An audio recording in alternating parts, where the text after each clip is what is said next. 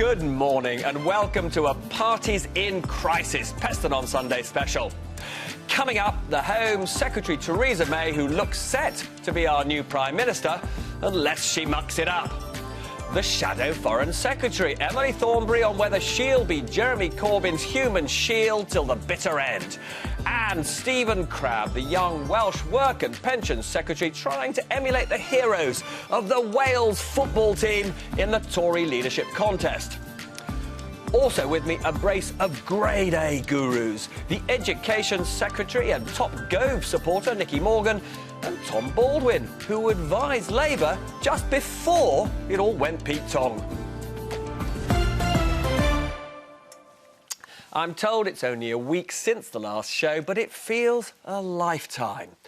We've had most of the shadow cabinet deserting Jeremy Corbyn, but he ain't going anywhere, he says, and nor, apparently, is Angela Eagle, who's supposed to be challenging him to a duel to the death, but can't quite bring herself to do it. We've had Boris going from formidable victor of the Leave campaign to the victim of a ruthless coup by Michael Gove. Gove says he was told by an inner voice, presumably his wife, the Daily Mail columnist Sarah Vine, that it's his duty to the country to put himself forward for the highest office. But it's our main guest, Theresa May, who seems to be poised to succeed David Cameron. She's selling herself as someone who doesn't tour the television studios. Well, I hope she's here. Now, Allegra, Screeny, with so much going on, have your circuits been overloaded? No, Screeny is still standing, but this time 2 weeks ago, I was saying I hope the death of Joe Cox might mean people respected politicians perhaps a little bit more. I fear their behaviour this last week may have damaged them pretty badly indeed. All the papers this morning are paying tribute to the marvellous Caroline Aherne. This is a flavour of them, but they have a new Prime Minister to find. Look at the Sunday Times. They're going with fears from Andrea Leadsom and Michael Gove that there's a quick stitch-up going on, that Theresa May may be so far ahead this week she's crowned, a bit like Gordon Brown, without contest. For those of you that think it's all a done deal, Brexiteers are digging their heels in. They think there has to be a Brexit candidate in the final round. Another flavour of that is the Sunday Telegraph here. Andrea Leadsom, I can be the new Thatcher. I wonder what Theresa May thinks of that. We expected the economic shock of Brexit, but not, I think, the political one we're feeling right now. Some of you are taking matters into your own hands. Let's just quickly look at this. You are joining political parties in your droves. Amazingly, Labour saw 60,000 new members this week, and then the Lib Dems, they too saw slightly smaller, but nonetheless 11,000. Now, the figures we don't have meant for our Tory membership. The numbers we do have are these, and they're from fellow journalist Michael Crick. And these are the key numbers with the race starting in 48 hours. Who's supporting which candidate?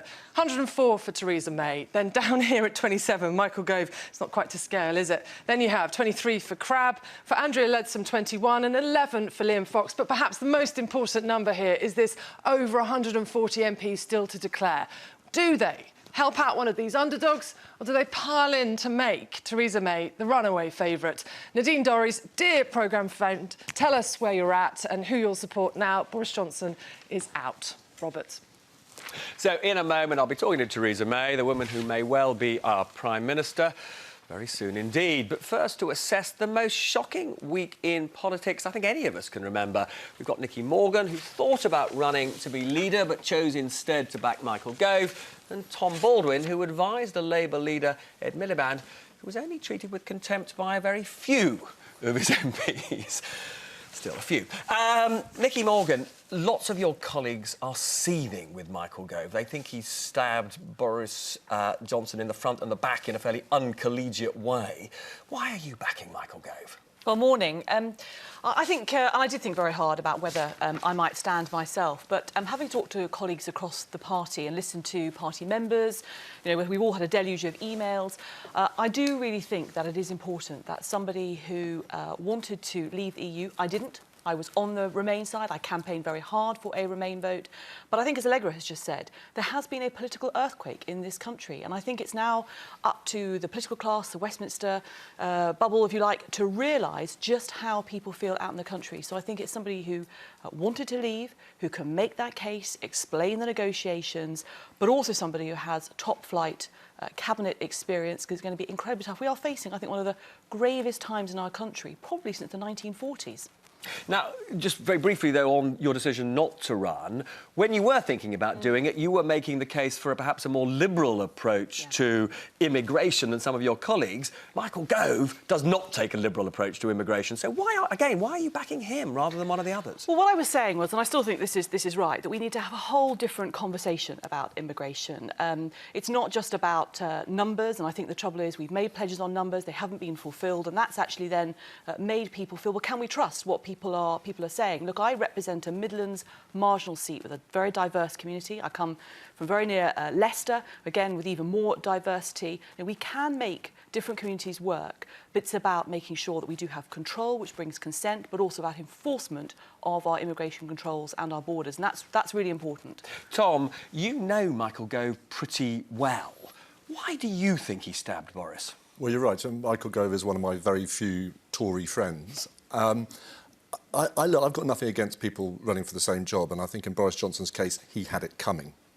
My problem with Michael Gove is I think he's extremely intelligent, I think he's extremely principled and extreme in every sense on Brexit. And that hard Brexit that he's aiming for, I think, will hurt the most vulnerable, the youngest and the poorest first and worst, and that's what worries me. Brilliant. Well, listen, we'll come back to both of you in a bit. Now it's time for our big interview, and I'm absolutely delighted to be joined by the Home Secretary and leadership front-runner, Theresa May. Very good to see you. Good to see you, Robert. Home Secretary, there's a lot of talk this morning that you're streets ahead of the other candidates. If in the course of the early rounds of this election it was clear that you had the overwhelming support of MPs and the whips came to you and said, look, what we would like is a coronation, just one name going forward to Tory members rather than a contest of two, what would you tell the whips? That I think there should be a contest. I think it's important that members have their opportunity to have their say. And I think that what people want to hear is what the arguments are and people putting those arguments together. And this isn't a new position that I've taken. Back in 2005, when there was a move to stop the party membership from having a say in the leadership election, I campaigned to ensure that one member, one vote stayed. I think it's important. So just to be clear, if grandees, to use a phrase that we don't often hear these days, but grandees in the party came to you and said, actually, this perception of divisions at the top of government is damaging the party but also damaging the country, you would categorically say, no, we can't have a coronation, there must be a proper contest. I believe there should be a proper contest. I think there should be a proper contest, and that obviously I hope I'm one of the candidates that will go forward to the membership. I don't take anything for granted. I never do in elections. But I think it's important that the arguments are heard. Now, passions are running very high, and lots of those who campaigned for Leave, you campaigned for Remain, said it is impossible to really get the party back together again if it is led by somebody who is a Remainer, and you are a Remainer. How do you respond to that criticism? Well, I think what's important, if we look at what happened just over a week ago, 17 million people voted to leave, 16 million people voted to remain. But now we have a decision that we will leave. I've been clear that Brexit means Brexit. And what we need to do is to bring those two sides together, bring Leave and Remain together, and bring the country together and move forward. And I think the question is not what was your view 10 days ago, what did you vote 10 days ago, what are you going to do now, and how are you going to look at the future, and how are you going to take this forward? And so you can be trusted to fulfil the mandate of that referendum to take us out. And how are you going to persuade Tory party members, most of whom we understand voted for Leave, how are you going to persuade party members that you can be trusted to fulfil that mandate to take us out? Well, I think for party members and indeed for others, I would say, look at my record. I think they can see that I'm somebody who gets on with the job, but I'm also somebody who says it as I see it and actually delivers on what I say. And that's, I think, important for people. So that's the first thing. But the second thing is, when people look at this, they're not just looking at somebody who's going to negotiate the Brexit. That's going to be a hugely important part of the task that faces government in the months and years ahead. But actually, we've still got all the other job of government to do. So they're not looking for a Prime Minister who's just the Brexit Prime Minister, but a Prime Minister who can govern for the whole of the country. And that's what's important. We've still got a very important agenda of social justice that I want to see put forward by the Conservative government, building on David Cameron's legacy, ensuring that we're a government for all the people. Now, you said you've delivered on what you've promised, but you are the Minister responsible for immigration from outside the EU. You are part of a government that promised to bring immigration down to tens of thousands, but immigration from outside the EU has been, it's way above that. What has gone wrong, and do you take personal responsibility for that failure? Well, obviously, I've been working on the immigration issue now for 6 years, and what I know is that there's no single silver bullet that actually solves the problems and concerns people have on immigration. And we took action in a number of areas from people coming into the UK from outside the EU, and we were getting the numbers down. Then, when our economy started to do better, we saw the numbers going back up. So there's still a job to be done for people from outside the EU. There's also, of course, the future negotiation in relation to free movement for people coming from inside the EU. I'm very clear the Brexit vote gave us a very clear message from people that we couldn't allow free movement to continue as it had done hitherto. We need to bring control into movement of people coming into the UK from the EU. So we've got to move ahead with an immigration, looking across immigration, dealing with both those sides of types of immigration. But still, I believe, we should have that goal of bringing immigration down to sustainable levels. And it can be done, can it? Without the economy tanking. I mean, if the economy tanks, plainly people won't come. But without the economy falling into a terrible mess, you think we can get it down to tens of thousands? What we've been doing in terms of the rules, different rules and changes that we've put in place already, is saying we want to welcome the brightest and the best to come to the UK. People who want to contribute in the UK, who want to contribute to our economy and make their life here and contribute to our society. So we've been rebalancing the way that we look at immigration. And I think, yes, we can bring immigration levels down to sustainable levels. Over what time period, well, you can't. What I've also discovered over the last 6 years is that this is somewhere where you're constantly having to work at it. So you can't just set a time period. And we know, for example, if we're looking ahead over the coming months and years, once we get the issue of the EU negotiation sorted, the right deal for Britain, we may very well see in the run-up to that people wanting to come here to the UK before that exit happens. So there are factors that you can't always predict what the timing and numbers of those will be. Now, there's a lot of anxiety among migrants who've come here from the rest of the EU about whether they'll be allowed to stay. There's also quite a lot of anxiety among Brits living in the rest of Europe. What would you say to them? What I'd say is at the moment we are still a member of the EU and the arrangements still continue. So there is no change to their position currently. But of course, as part of the negotiation, we will need to look at this question of people who are here in the UK from the EU.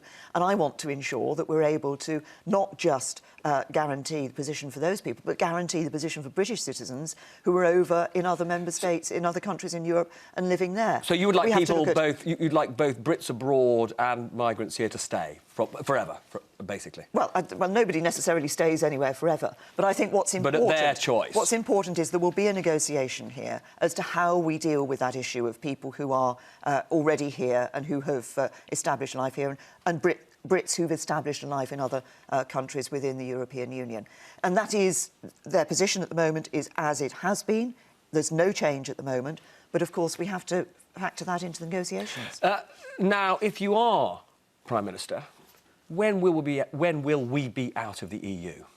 Well, there'll be a process. This is, it's not, I don't think it's possible to say there's an absolute deadline, because what's important is that we do this in the right timescale and that we do it to get the right deal for the UK.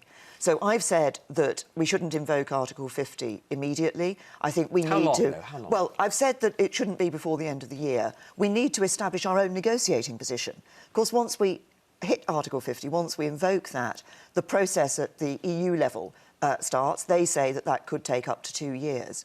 What's important for us, though, is that we get the right deal.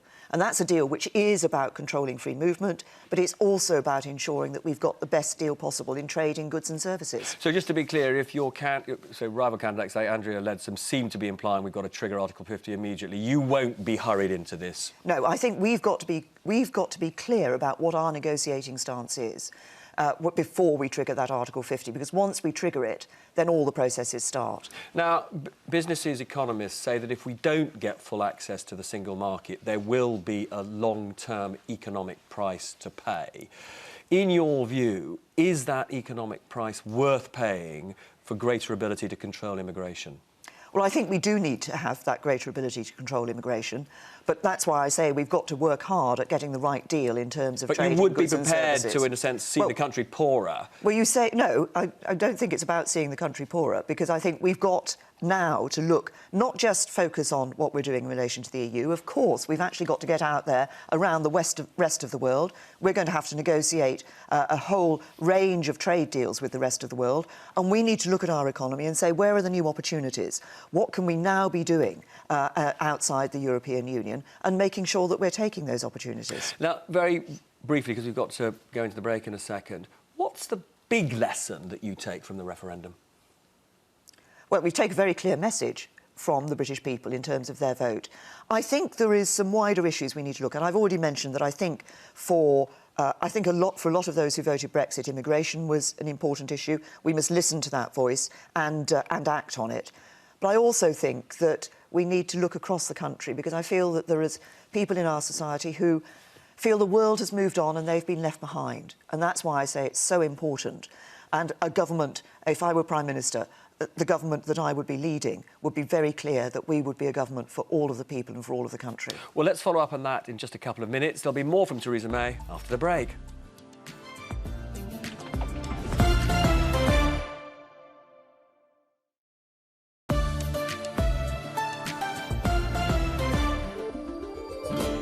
Welcome back to Peston on Sunday.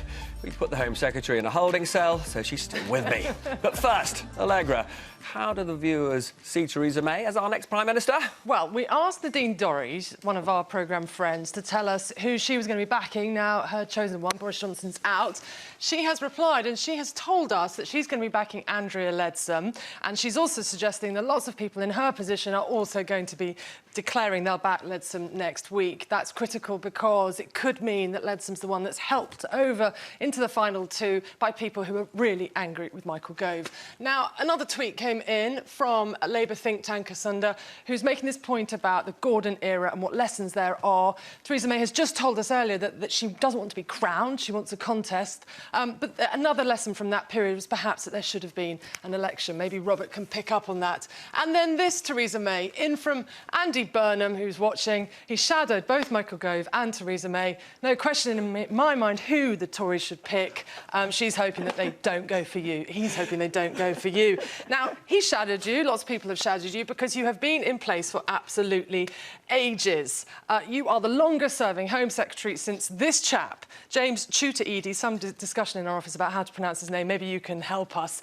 You will, in a few days, overtake him as the longest-serving Home Secretary since the war. It used to be, maybe you can tell us how many days, it used to be that the Home Office was where politicians, sadly, their careers went to die. You've got David Blunkett, you have got Jackie Smith, and you've got Charles Clarke. The average tenure was 2 years, 7 months and 20 days, which you've basically trebled. So, Robert, what's the secret? Well, there you are, the endorsement of Andy Burnham. What could possibly go wrong? It was pointed out there that many people think that one of the things that Gordon Brown did wrong was not to go to the country when he succeeded Tony Blair. You've said on the record you don't think there needs to be a general election till 2020. Don't you think you need to get a mandate earlier than that? No, if we just look at this, the Conservative Party was elected into government with a mandate on the basis of our manifesto only a year ago. A lot's happened in politics since, but we were elected a year ago. And I think it's important for us to continue to deliver on the manifesto on which we were elected. But there's another factor for me in terms of a potential general election, early general election. We have got this huge issue of negotiating the Brexit. We've got the concerns about stability in the economy and the future of the UK. And I think if we were to have an early general election, it would just introduce another destabilising factor. I don't think that would be good for the economy, and I don't think it would be good for people and their jobs. Now, we've had enormous damage to Britain's reputation, and the German Foreign Minister describes what we're going through as a full-blown crisis. The Dutch Prime Minister says we've collapsed. This is not a good look for Britain. How do we get our reputation for stability back? Well, I think it's important to have the right leadership in order to be able to show that stability. That's why I'm standing for... But was it a colossal mistake to have a referendum? No, if you think about it, it's over 40 years since the British people last had their say. And for some time now, the issue of Europe has been one of those things that people have been discussing, arguing about. There have been strongly held views on both sides. I think it was right to say, no, we need to put this to the British people and give them their say. They've told the politicians they want to come out. We will come out. But at the same time, we need to ensure that we're maintaining good relations with other countries in Europe, but that we're looking outside Europe to the rest of the world as well. I think we need to be very clear that we will still be playing a leading role in the other international organisations we're involved in, organisations like NATO, and we need to be forging those deals, trade deals, with other countries around the world. This is not the UK retreating into itself. This is about the UK going centre stage in the world. Now, people will want to know more about you as a person since you're putting yourself up for the big job. You're a vicar's daughter. Andrea Leadsom said today that she prays a lot. Do you pray a lot? Well, look, I'm a practising Christian. Coming here has meant I wasn't able to go to church this morning, but I'm also somebody who thinks that actually when you're looking at politicians, what you should be doing is looking at what we do and how we deliver for people, rather than, looking at whether... But your private life will be poured over. Are you ready for that? Because you're quite a private person. Yes, no, I recognise that there are things that people are going to want to know about me, that people will want to look more at the private life. But Can I ask one thing? Because she said she'd publish her tax return. Will you publish your tax return? Well, look, I think it's important that politicians are actually judged by what they do and how they deliver for people. And I don't think it's the case that all members of Parliament should have their tax returns published. But somebody in your position... Yes, if people feel that somebody who's going to be Prime Minister should publish their tax return, then I will do that, because mine's very simple and straightforward. Now, we haven't got a lot of time, so I'm going to ask you two very quick questions. One is, you are on the public record as saying you love cooking. So why do you hate Delia and love Ottolenghi? And secondly, as I understand it, you live quite close to Glenn Hoddle and know him quite well. So should he be the New England manager? Oh, now, that second question, I'm not in... don't have the capacity to deal with. You don't regard football as one of your specialist subjects, all right? You're going to dodge that one. That's above my pay grade, deciding who the New England manager should be. But on the first one, well, Delia is very precise. And when she did her television programmes, they're always very precise. And I like throw a bit of here and a bit there. And Ottolenghi is really interesting in the stuff that he does. So I have over 100 cookbooks. But that's quite interesting, because if there's a criticism of you, it is that in politics you're a bit of a control freak. And they worry, actually, that in practice the problem with you being Prime Minister is you won't react fast enough to events outside. But you're saying as a cook you take a different approach, do you? Yes, but just look at the control freak issue. Yeah. Actually, I think it's important that you are on top of things, you're on top of your brief, that you work hard in your brief. But I think if it was that somehow that I was a control freak and people didn't get on and like my style, we wouldn't have the majority of ministers who've worked with me actually backing me for Prime Minister. And also, I'm somebody who's, if you look at what I've done in policing, I've actually given power away from the centre, not just talked about it, I've done it. So police and crime commissioners, they make the decisions about their force budgets and their strategies. And sometimes they find it difficult. I've said they can take over fire and rescue, and they say to me, yes, but do you want us to? It's your decision. That's what devolving power is about. Theresa May, thank you so much for coming in today, and looking forward to chatting more in the days and weeks ahead. Sure we will, Robert. Thanks. So now, back to Allegra. Well, there's lots of shock in the studio at the revelation from the Home Secretary she has over 100 cookbooks. That's an amazing statistic. But look, this has come in from Yvette Cooper. She's making the point that Theresa May saying that EU citizens already working here have to wait for the negotiations to find out if they can stay. It's just not good enough. So Andy Burnham being flattering, but Yvette Cooper less so. But we've said many times here at Peston on Sunday that the referendum was a brutally stark carving of the UK into two tribes, mainly talking to themselves, sometimes shouting at each other. This tweet here is typical of the Remainers. It's talking about how over 30,000 of you out there have emailed your MP the simple way, essentially, to try and change legislation to stop the Brexit vote. They're calling it re-entry. It's not quite as pithy as Brexit, is it, either? But I'm going to show you a picture from yesterday, if I can, of the March for Europe. Loads and loads of people took to the streets. So if that's the Remainers, then the other side are sharing this picture here, which is quite amusing. I believe in democracy until I don't get my way, then I have tantrums all over Facebook. Two echo chambers, very exclusive places, rarely listening to other voices. But there is a more fundamental problem than just chatter. It is, have I got the right one here? Have I got the right one? I don't know that I have. Yes, social attitudes. OK, so we can see, this is just to pick one at random, frankly. There's loads and loads of graphs that should show the same thing. Managerial classes, 63% vote to remain, but then if you're less skilled, nearly 60% of you voting to leave. It seems people who hadn't done very well out of the system took a sledgehammer to it. Robert. Well, joining me now are my chums, Nicky Morgan and Tom Baldwin. Nicky, how much pressure do you think there will be from your colleagues to have a coronation? Or do you think the mood of the party is that there has to be a contest involving the members? Well, clearly people are talking about it, but I very firmly believe that there must be a contest involving the members. Even if that's destabilising both your party and the nation? Well, I think party membership, one of the key parts, we don't do policy at our conference anymore, so one of the big things is that party members get a vote in the next leader of the party. Actually, this process is going to be over by the 9th of September and we'll know who the leader is going to be. I think people feel incredibly cheated if they do not have an opportunity to vote. They will want to have a clear choice, I think, between two candidates setting out, I thought, perhaps quite different agendas.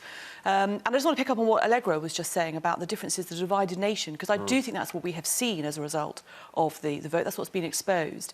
And Michael, in his speech on Friday, to pick up what Tom was saying before about achievements, actually very clearly, not just about, in fact, he mentioned actually quite a little about the EU, setting out this whole vision of enabling people who feel they've lost out from globalisation, everything else, to actually have more of a say and to think about them and their welfare. I think that's really important. We have got a manifesto to deliver, and we've got to get on with that. Tom, is it credible to have a Prime Minister chosen by Tory members and actually also have negotiations on our future relationship with Europe which will not have been actually endorsed by voters in the referendum, because that was a very broad brush debate? Is it plausible not to have an early general election, in your view? I don't think it's plausible, and I think it's actually very dangerous. You're seeing Tory candidates pitching towards 150,000 Tory members, disproportionately in favour of that hard Brexit, which is scaring the pants off people in this country. And in those circumstances, I think you have to open up to a wider electorate than 150,000 people plus the Daily Mail and Rupert Murdoch.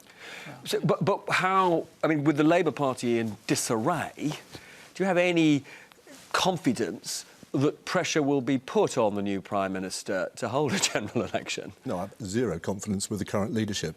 I mean, Jeremy Corbyn at the moment is leader in name only. He is leader of a faction called Momentum. It is not the Labour Party. And if he carries on clinging to office, no matter what the cost, it will destroy the Labour Party. But then, on that basis, wouldn't any new leader of the Tory party be bonkers not to go to the country, since it's an opportunity, presumably, to wipe out the Labour Party? Well, but I think it's about more than that. I mean, actually, I think people don't want the instability of a general election. There's been a very clear vote, 17 million people. It's the largest vote ever. I think, from memory, the largest, 1992, John Major got 14 million. So 17 million people have spoken. I think to have a general election would just prolong this. We've got to have a clear vote for a leader and then have the negotiations with the EU. And, you know, Labour have got to carry on with their own sort of crisis. And I'm on my third shadow Secretary of State for Education in the last 7 days. And at one point, I thought I'd be asking questions to myself at education questions tomorrow. Could be Tom. Have somebody. Could be Tom. Job, well, OK, well, I've had a few, you know, as you might expect on Twitter, I've had a few suggested questions. So perhaps I should just sit there and read them out. So, but I do now have a shadow. But it is very interesting that the Labour Party has vacated the centre ground of British politics. Tom, who would you like to see as Labour leader? I think if we can persuade Jeremy Corbyn to do the right thing and leave with some shreds of dignity, that would be good, because then we could have an open field. And then I would like to see someone like Yvette Cooper or Chukwumuna or other Jan Jarvis playing a part. If it comes to it, there will have to be a challenge, and there should be just one candidate, and we need to get on with it. So just to be clear, so if Jeremy Corbyn insists on being on the ballot paper, and most people think you can't keep him off the ballot paper unless he resigns and chooses not to, who would you like to see challenging? I'd like to see Angela Eagle. I think she's tough, she's strong, she's funny. She may not be perfect, but Labour's on the edge of a cliff. And when you're on the edge of a cliff, when you've been on the losing streak, what you've got to do is turn your feet around and start moving in the right direction. And Angela Eagle would be a very good step forward in the right direction. Would she win a general election? She would have a much better chance than Jeremy Corbyn. We have to start doing the right thing rather than the wrong thing. And Angela Eagle, rather than Jeremy Corbyn, would be the right thing. Why do you think, Nicky Morgan, we're seeing both parties in crisis? Well, I mean, I think obviously a lot of it stems from 23rd. I mean, I think the Labour Party obviously been having crisis for longer. I think there's no doubt that the majority, I think, of the Labour Parliamentary Party did not vote for Jeremy Corbyn, and the membership obviously did in the country. But, you know, I actually think there's a bigger issue about a crisis in politics at the moment, and I've been talking about that a little bit this week. I just think as politicians we have set out things, we have made pledges and everything else, not always knowing that we can fulfil them. And I just think actually it's time that we treated the British people more like grown-ups, that we level with them about the difficult choices that politicians have to face. Politicians are human.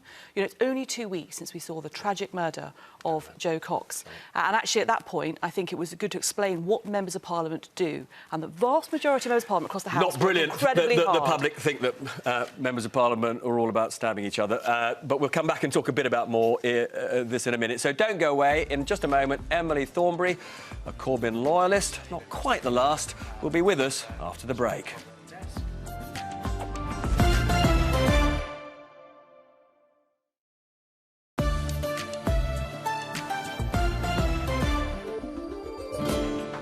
Welcome back to Peston on Sunday, and I'm very pleased to be joined by Emily Thornberry, the Shadow Foreign Secretary for the last few days. Congratulations. Jeremy Corbyn, as we know, opposed by some 80% of your MP colleagues. Just about put together a shadow cabinet, although I looked on Labour's website and I couldn't see a Scottish spokesman or a business spokesman. This is more than ever that the country would say we need an effective opposition. There isn't an effective opposition. I couldn't agree with you more. I think that at a time of crisis like this, I think that it is incumbent on the political class to think of the country first. And to think of the country first, where we need to have a government that is prepared to take on difficult issues. I think it is extraordinary that the Prime Minister, having led us into this referendum, then decides that he's not going to get involved in any of the hard stuff. And I think that it is extraordinary that the Labour Party thinks that now is the time for us to go for a leadership challenge, when, of course, we need to have a strong Labour voice to hold this government to account and also to look at what the alternatives are. But talking about putting the country first, given that it is an inescapable truth that Labour MPs do not support Jeremy Corbyn, shouldn't he put the country first by standing down? No, I mean, Jeremy is the leader. He was elected with a mandate, a very strong mandate from the membership. We're a democratic party. We're 1/3 of a million strong. And less than a year ago, Jeremy was elected with a huge, great majority. members and friends who are part of the Labour Party saying to you now about Jeremy Corbyn? Do they universally want him to stay? I think that people want him to stay, but I think What are your people emails, are very... the emails from your members saying to you? Yeah, I don't know. Well, I spoke to a lot of my members yesterday, and they support him, but they are very concerned about what happens next, because I think that it is about time that we try to sort something out. You know... Can I just ask you, you're not quite on the same wing of the party as Jeremy Corbyn. You're not perceived to be as left-wing as him. Why have you stayed loyal to him when so many of your friends and colleagues have deserted? I think that I didn't support Jeremy for leader, but he is the leader. He's the democratically elected leader. And I think that it is really important that we have some calm voices, some cool heads at a time like this, and we need to work out how we get through this. You know, I think we need a kind of John Prescott figure. I was thinking on the way here, you know, about 2004 in your book. As a leader, though? No. But no, not as a leader, as an honest broker. But in 2004, after your book came out, and there was all this stuff about Gordon Brown saying to Tony Blair he was never going to speak to him again, he didn't believe a word he said.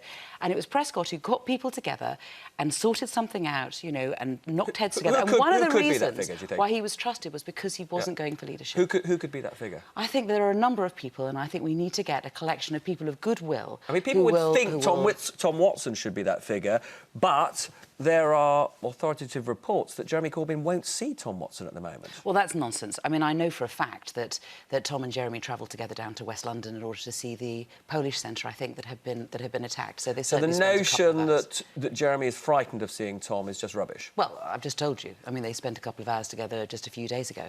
And I think that, you know, what we need to do is we need to be able to get people with cool heads together. Are you seeing Jeremy? Yes, of course I see Jeremy. And what are you saying to Jeremy I went with him on on Friday to the Somme. Yeah. And yesterday we had a big rally in Islington about the rise of racism. So, of course, I see him. I see him on a regular basis, and he listens to his party members, his constituents, people up and down the country, you know, but he has his own ideas. He's a strong-willed man, and, you know, and I respect him for that. But I do think that, you know, sorry to keep repeating myself, but I think it's really important that people take a step back, take a breath, and we work out what we're going to do. The Labour Party has been... And do you know what? Sorry. I mean, it's like, you know, the Queen said this. I agree with the Queen. You know, the Queen said yesterday, I do, you know, that now is the time for politicians to cool down, to unite, and to think of the good of our nation. And that's what we should be doing. You know, she has a lot of experience. She's led this country more than 60 years. She's seen many crises, you know, and she's right. Queen as leader of the Labour Party, that's an interesting thought. Now, but just... on this issue of taking a pause, thinking about the implications, would you say now to Angela Eagle, who is poised to announce her leadership challenge tomorrow, would you say to Angela Eagle, don't do it? It's up to Angela what Angela does. I think that we have to be respectful of the fact that Jeremy was elected with a 60% mandate of the membership less than a year ago. What does he mean when he says he wants to reach out to MPs? What does that mean? Well, of course he wants to reach out to MPs. But what does it mean in practice? He's not going to be, and I'm not going to be, negotiating anything on in national newspapers or indeed on national TV. I think the most important thing to say is that we need to think of the good of the country and the good of the Labour Party, take a step back. Tom's right, you know, about us being on the edge of a precipice. We can ourselves take a step back. The future of the Labour Party is at stake here. I think that the future of the country, more importantly, is at stake here. I think that it is wrong for us to be heading to an election amongst the Tory party where we'll get a new Tory Prime Minister who will take us into Brexit, where the people will have no say in what happens. You know, so they voted in the general election. Yes, they voted for a referendum, but they didn't vote for all of this. They didn't vote for no plan. They didn't vote for let the Tories sort it out amongst themselves. Actually, I think we need to listen to the British people again. I personally think that it's wrong to the idea of activating Article 50 immediately in the way that some of the Tory candidates are doing. And I think the British people should have a say about that. Emily Thornby, I'm very grateful. Don't go away, because after the break, I'll be speaking with the Welsh bit wizard, not Bale, but Stephen Crabb.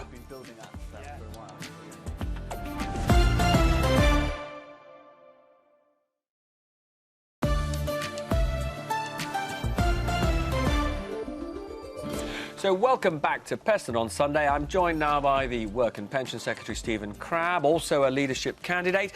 You've barely run a big department for more than a few weeks. Some would say it's a bit presumptuous that you should be putting yourself forward for the biggest job in the country.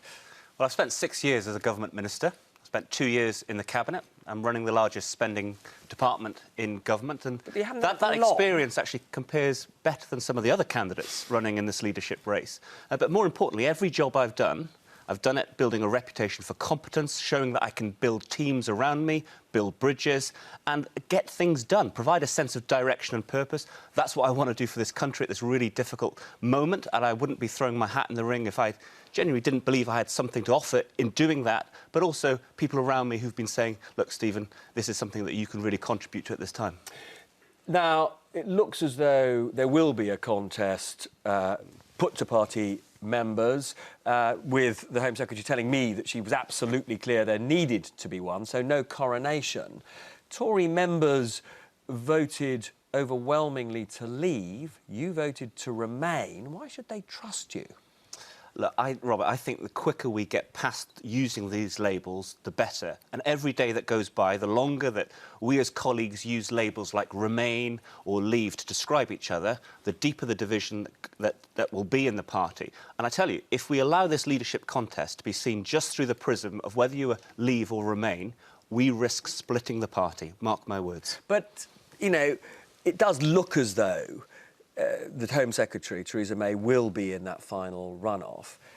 It's not possible for there to be two Remain candidates going to members, is it? There has to be at least one leaver on the ballot, doesn't there? But the truth is that we're all committed now to taking Britain out of the European Union. We all stood on a manifesto, all Conservative MPs, to hold a referendum and to abide by the outcome of that referendum. So we all share a commitment to taking Britain out of the EU. That's what builds trust, and I think what really builds trust with members and with the country at large is showing now that we've got a clear idea for how we're going to do it and what our principles will be that will guide the negotiated exit. Now, you grew up on a council estate, brought up by a single mum, so a different kind of Tory from David Cameron, shall we say. Is the country fed up with the Tonians? I think David Cameron's been a fantastic Prime Minister. I think we shouldn't be worrying. But time for a change. We shouldn't be worrying about what people's background are, so long as people can do the job. But look, you know, so you would have had no problem with Boris being leader? I spent my first 8 years in Parliament not breathing a word about my background because I just didn't see it as relevant at all. And your background alone doesn't qualify you to be Prime Minister. But actually, there is something about being able to understand and empathise, particularly with those communities that do feel abandoned by all the political class at Westminster, and understanding people who haven't so far benefited from the fruits of economic recovery, and I think that's something particularly distinctive that I bring. Now, you pitch yourself as very much an inclusive politician, but as I said to you the other day, there's quite a lot of the gay community who think that you are or have been anti-gay. Yeah, and you asked me this question on Wednesday, and I answered very, very clearly. I'll say it again. I'm very, very happy with the outcome of the vote on same-sex marriage. Look, you know I didn't vote in favour of it, and that was... And was that a Christian thing? No, it was purely on the point of protection of religious freedom. You know, we don't have separation of church and state in this country when it comes to marriage law. I'd wish that we did, but I'm very happy with the law with where the law is at. And I think, you know, it's for all of us now to contribute to a culture and a climate of inclusivity and tolerance and respect. Now, most economists do think that the country will be poorer as a result of Brexit. And typically, when the country is poorer, the people who are hurt most are the poorest. Most of those voted for Brexit. What would you say to those people? Well, I wrote about this last weekend in the Telegraph, and I was the first cabinet member to really recognise what was going on in society during the referendum campaign, where you're right, the poorer the neighbourhood, the poorer the community, the more likely they were to leave. But would you regard that as an irrational decision by them? No, what they're saying is, yes, they wanted to come out of the European Union. Let's not patronise them. Let's not pretend that they didn't understand that they were voting for a referendum question about membership of the EU. There was a risk they were going to be poorer? But there was a much wider and deeper set of concerns going on here. You know, the fact is that these are still the victims of the banking crisis, the financial collapse of 2008, who haven't so far seen a real recovery in their take-home pay, still living in communities with hollowed-out town centres. You know, these people have been looking at Westminster, looking at the rhetoric, hearing the rhetoric that we've been using for the last 6 years, and frankly, they don't trust it. And as a political class, and this isn't just for the Conservative Party, it's for all the parties at Westminster, we've got to find a much better way of reaching out to those communities and connecting with them. And by the way, I think the Labour Party's got an even bigger problem in this respect. I think working class communities consider that the Labour Party has given up even trying to represent the working classes a long time ago. And I think it's really important that the Conservative Party should step into that space and have something relevant and meaningful to say to those communities. A couple of very quick questions. Do you agree with Theresa May that whoever is the new Prime Minister already has a mandate and that we don't need an early general election? And secondly, what honour for Bale and Ramsey would you recommend? The highest honour in the land. That was a fabulous night on Friday night, getting through that quarter-final. Did you bet on it? I didn't bet on it, but I was with a group of Welsh people watching it, and we were all bouncing. I think the whole nation was rejoicing with We're all Wales. Welsh now. And what about early general election? Look, I don't think there's any appetite for an early general election. We had an election last year. We've had a divisive referendum in the last few months. I think what the country want to see is a new Prime Minister and government cracking on with the job, delivering, seeing out the rest of the Parliament to 2020, delivering the manifesto and taking Britain out of the European Union. Stephen Crabb, many thanks, and I look forward to chatting more in the days ahead. Now, back to Allegra, who's been looking through the square window again. Well, we've actually, Robert, had some banter from Michael Gove. First things first, Nicky Morgan, you'll be pleased to hear that he's impressed with your performance, pointing out that the Tories need to progress with manifesto commitments, but perhaps more importantly, after Theresa May said she had 100 cookbooks and that she preferred Ottolenghi to Delia, cookbook wars have broken out. First things first, Michael Gove says he prefers Leon, his mate is Henry Dimbleby, perhaps. And then we have here the Carol Malone. She says Theresa May saying she likes Ottolenghi. Cookbooks likes her a bit more. But then, from somebody who works for Yvette Cooper, do not diss Delia. Has she just lost the Delia vote? Robert. So I'm back with my chums, Nicky Morgan and Tom Baldwin. Tom, listening there to Emily Thornberry, what hope is there of stability in the Labour Party this week? I just think it's painful. It's awful for all the people who need Labour values represented now more than ever for this to carry on like this. It's like we got a football match. But she's right, isn't she? Shouldn't Labour MPs now just sort of swallow their pride, grin and bear it and back Corbyn? No, because he can't lead the Labour Party. He can't put this back together again. 4 out of 5 Labour MPs, all the MEPs, MSPs, councillors, an increasing number of members, every ex-leader. It's impossible for Jeremy Corbyn to carry on leading the Labour Party. But what happens if there's a contest with him on the ballot, OK, and he wins again? That's a big if. What Labour mainstream need to do... But that's what's going to happen, isn't it? Well, there's a strong possibility of that. And then what? That's the end of the Labour Party? Well, before that, what Labour mainstream need to do is they need to start signing up members. At the moment, Momentum are doing more to sign up members than Labour mainstream. Labour mainstream is in danger of repeating the mistakes of last summer and not engaging in the democracy of the Labour Party by getting more members into the Labour Party. That's what they should be doing. But if Jeremy Corbyn does win, and he does try and remain leader of Labour Party after another leadership contest, the Labour Party cannot function in Parliament, can't function as the main opposition party, and it will split. Nicky Morgan, we are seeing on display this emotional as well as ideological difference between the Leaves and the Remainers. It's completely naive of Stephen Crabb to somehow believe that you can all come back together as one happy family again. Well, I think Stephen's right. We do need to unite as a party. How? How quickly that's going to happen. And I think, look, it's inevitable. We've had, I think, British politics had a pretty traumatic fortnight. I mean, we are still, all of us, reeling from the fact that we have lost, I think, one of the most talented prime ministers this country has had in David Cameron. You know, to be fair to David Cameron, he was the one who said at PMQs last week, he said, for heaven's sake, man, go. I mean, he said what people in the Labour Party hadn't been saying loudly enough. But can I just say... Can I just one quick great question, though. Stephen rather dodged the question of whether there needs to be a Leave candidate on the ballot. There must be a Leave candidate on the ballot, mustn't there? Well, I firmly think that there has to be, and I think that's what people in the country, the party members, will absolutely expect. But I do think Stephen used one very important word, actually, which was empathy. And I think that Stephen made some really good points, but actually that ability to empathise, as you said, with the people who voted to leave is very, very important. Look, I've got to say thank you to both of you. You've been stimulating as ever. Thanks so much to all my stellar guests. Next week will be our last, oh no, before our summer break. What am I going to do with myself? Will we know by then who's running the government and the opposition? Goodness only knows. Tune in next week to find out. Bye.